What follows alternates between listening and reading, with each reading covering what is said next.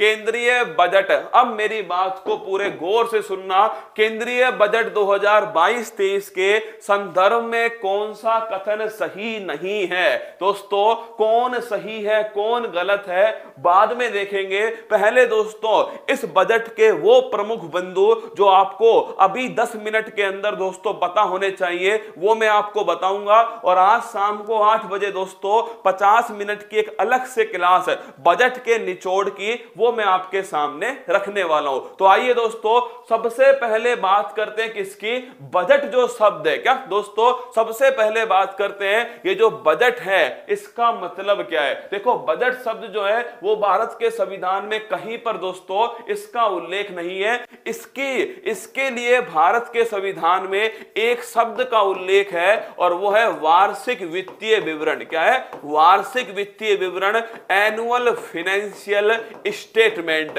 इस शब्द का उल्लेख भारत के संविधान में है। और ये दोस्तों केंद्र के लिए कौन सा अनुच्छेद है, केंद्र के लिए ध्यान रखिएगा 112 नंबर का अनुच्छेद है। और दोस्तों राज्य के लिए अगर आपसे पूछे तो अनुच्छेद है 202। फिर सुन लो, केंद्र के लिए बजट दोस्तों अनुच्छेद 112 के अंदर एनुअल फाइनेंशियल स्टेटमेंट, वार्षिक वित्तीय विवरण। और अगर पूछे आपसे राज्य के लिए कौन सा अनुच्छेद है, राज्य के लिए दोस्तों अनुच्छेद है 202। अगर बात करें दोस्तों बजट की तो बजट एक धन विधेयक है। फिर सुनना मेरी बात को, मैंने कहा बजट दोस्तों क्या है, बजट एक धन विधेयक है, एक मनी बिल है। धन विधेयक सबसे पहले लोकसभा में पेश होता है और अगर धन विधेयक पास नहीं हुआ तो दोस्तों सरकार जो है उसके पास बहुमत नहीं है, सरकार दोस्तों गिर जाएगी। फिर सुनना, अगर धन विधेयक पास नहीं होता है तो सरकार के पास बहुमत नहीं है,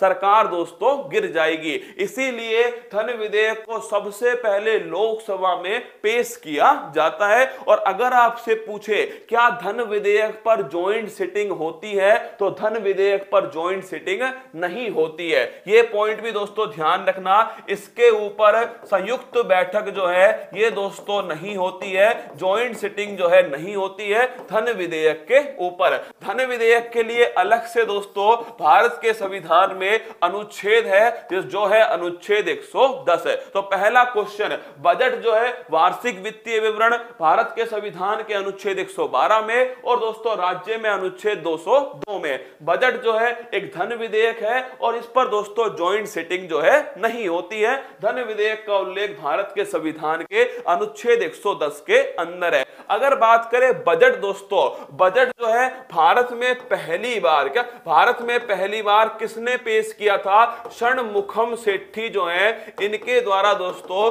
बजट जो है पेश किया गया स्वतंत्र भारत के अंदर। तो पहला बजट किसने पेश किया है, षणमुखम सेठी जी ने पेश किया पहली बार दोस्तों बजट।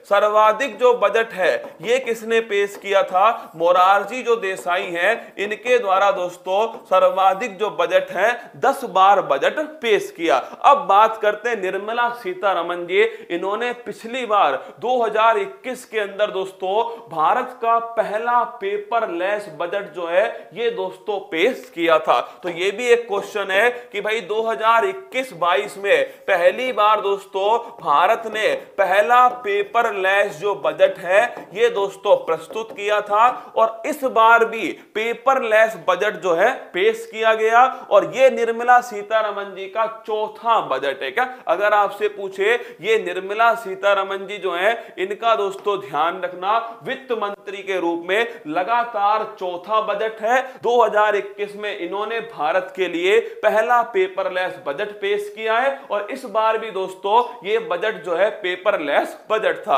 अब आप मुझसे पूछोगे कि इस बजट में दोस्तों प्रमुख आंकड़े क्या हैं। देखिए अगर बात करूं बजट का संशोधित अनुमान, इसे छोड़ो दोस्तों कोई काम का नहीं है।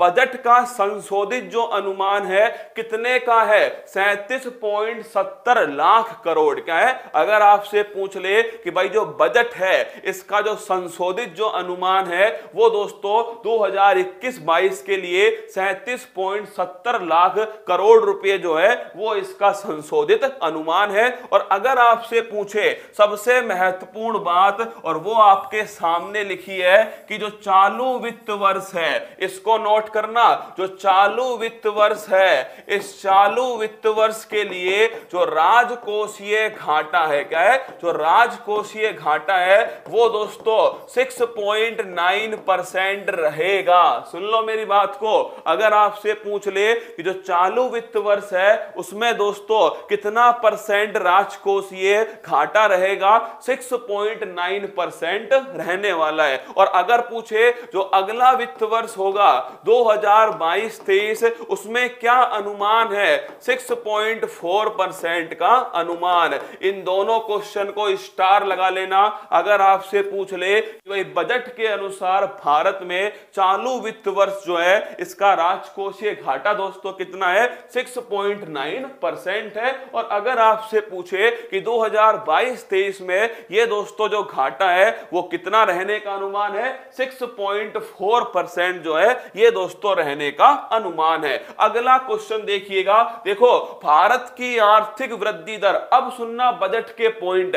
पहला दोस्तों जो पॉइंट था ना, निर्मला सीतारमण जी ने अपना जो बजट है वो यहीं से स्टार्ट किया था कि भारत की आर्थिक वृद्धि दर 9.2%, कितनी, 9.2% अनुमानित है, जो सभी बड़ी अर्थव्यवस्थाओं में सबसे अधिक है। स्टार लगा लेना इस पॉइंट को कि भारत की जो आर्थिक वृद्धि दर है 9.2% है, जो सभी बड़ी अर्थव्यवस्था में दोस्तों क्या है, ये सबसे अधिक है, ऐसा उन्होंने कहा। अगला क्वेश्चन देखिए, अगर आपसे पूछ ले कि अगले 25 साल, मैंने आपको बताया दोस्तों कि ये जो बजट है, जो दोस्तों अब की बार का जो बजट है वो भारत 100 के लिए दोस्तों प्रस्तुत किया गया है। तो देखिए अगले 25 साल भारत @100 के अमृत काल में प्रवेश करते हुए बजट में 4 प्राथमिकताएं, ये नोट करो दोस्तों, भारत के बजट में,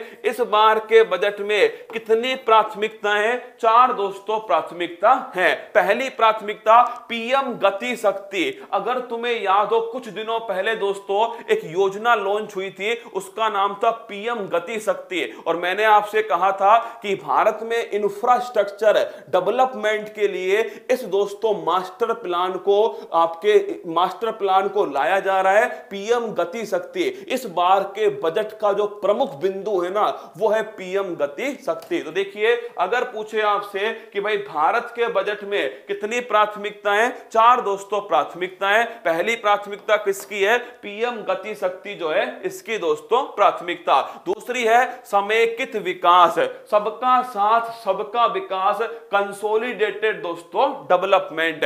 तीसरी जो बात है वो है दोस्तों, ध्यान रखना है आपके अवसर, ऊर्जा और दोस्तों जलवायु कार्य। 3 बातें लिखी है, एक तो अवसर, एक दोस्तों ऊर्जा और एक ध्यान रखना जलवायु कार्य। और जो चौथी बात है और वो है दोस्तों निवेश को वित्तीय मदद।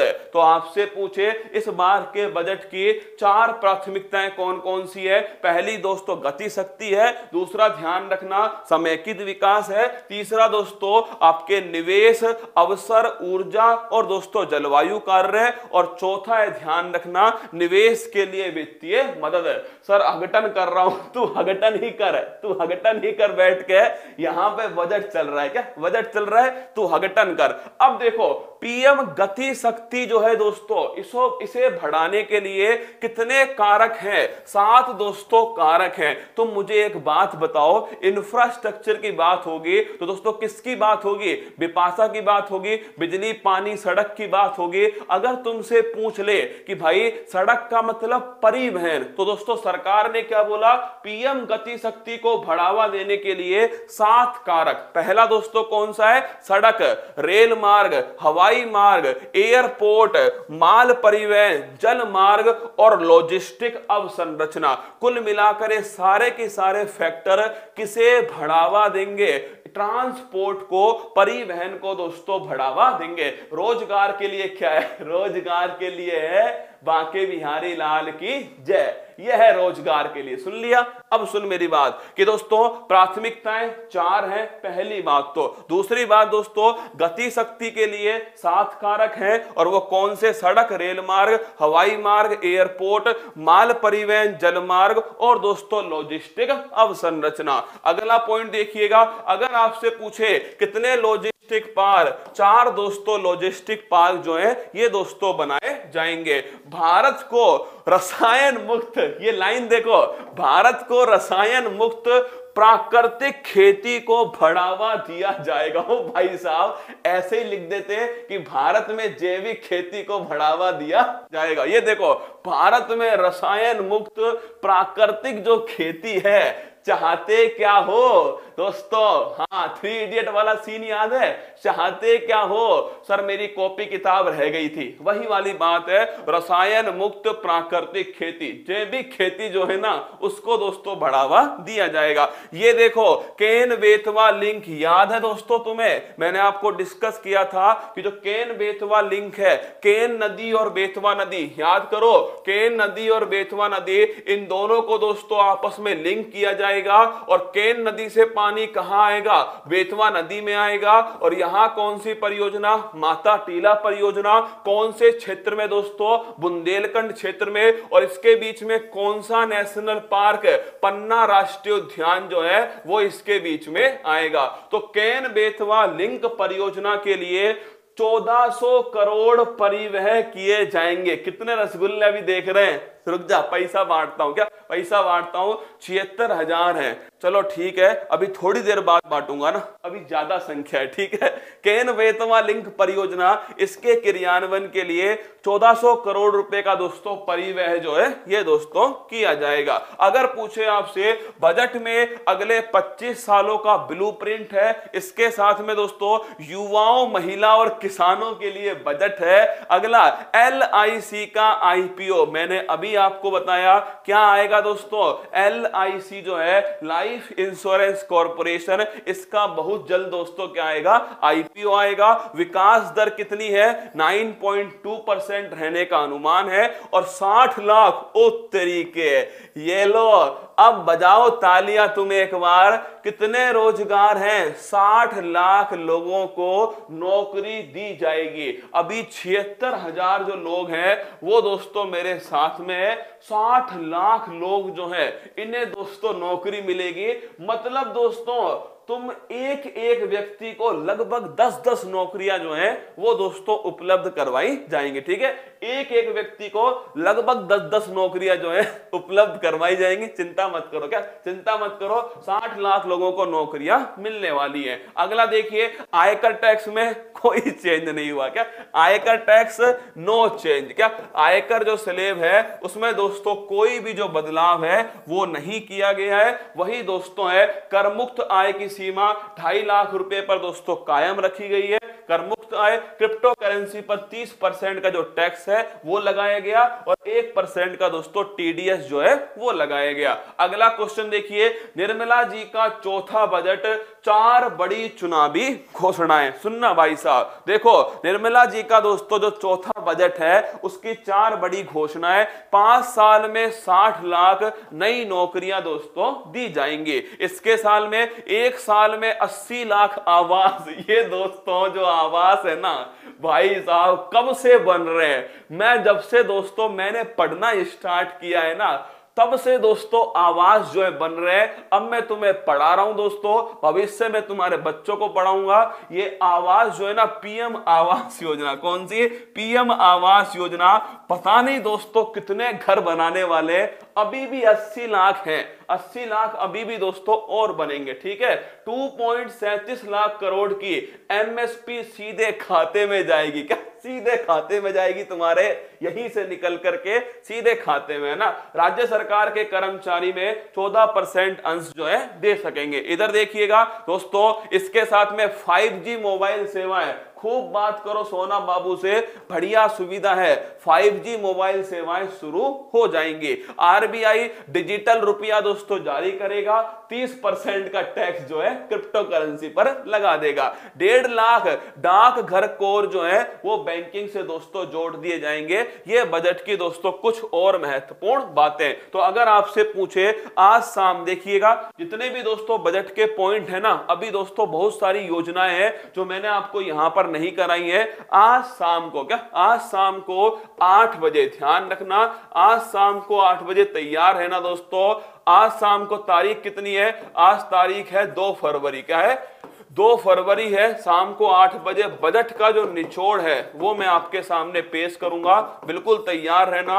और ये 50 मिनट बजट मेरे साथ पढ़ लेना। देखो घटिया है बढ़िया है वो तो तुम दोस्तों बहुत बड़े अर्थशास्त्री हो ना, तुम तय कर लेना बैठ करके। मैं तुमसे इतना कह रहा हूं कि बजट है, क्वेश्चन तो इसी में से आएगा, चाहे घटिया हो चाहे बढ़िया हो, चाहे बहुत बढ़िया हो चाहे बहुत घटिया हो, पेपर में सवाल यहीं से बनने वाला है। तो आज शाम को 8 बजे एक दोस्तों क्लास होगी, इसमें बजट का जो निचोड़ है वो मैं आपको कराने वाला हूं, केवल 50 मिनट। क्या केवल 50 मिनट में ये निचोड़ आपको करवा दूंगा। केंद्रीय बजट 2022-23 के संदर्भ में कौन सा कथन दोस्तों सही है, तो ये भी सवाल जो है वही मैं आपको दोस्तों करवाऊंगा। अनुसूचित वाणिज्य बैंक, ये थोड़ा ध्यान रखना कि अनुसूचित वाणिज्य बैंक 75 जिलों में 75 डिजिटल बैंकिंग इकाइयां स्थापित करेगा। 75, ये दोस्तों 75 जो है ना, ये दोस्तों मतलब ऐसे अपने पीछे पड़ चुका है हाथ धो करके। 75 करोड़ सूर्य नमस्कार दोस्तों, अमृत 75 महोत्सव, अगर आपसे पूछे प्रोजेक्ट 75 स्कॉलरशिप दोस्तों जम्मू कश्मीर में, 75 जिलों में 75 दोस्तों डिजिटल बैंकिंग इकाइयां ये भी स्थापित होंगी। भारत दोस्तों राज्यों के जीएसडीपी का 4% का वित्तीय घाटे का अनुमान है और अगले 3 सालों में 400 उत्कृष्ट वंदे भारत रेलगाड़ी जो है ये दोस्तों आपके चलाई जाएंगी। तीनों कथन इसमें सही है। ये बजट के बारे में दोस्तों कुछ महत्वपूर्ण बातें।